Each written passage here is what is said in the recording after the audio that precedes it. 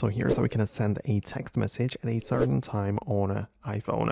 Let me show you how it works. If it's your first time in here on Foxtecc, definitely subscribe for more tips and videos like this one.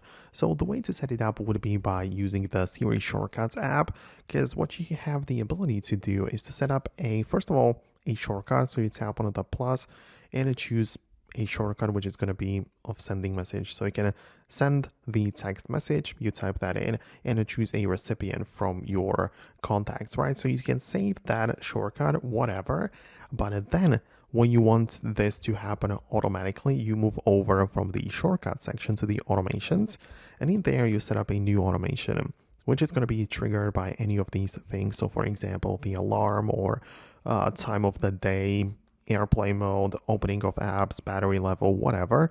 But let's say that I choose time of the day. I can see that I get to pick it like this. I choose a specific time, right?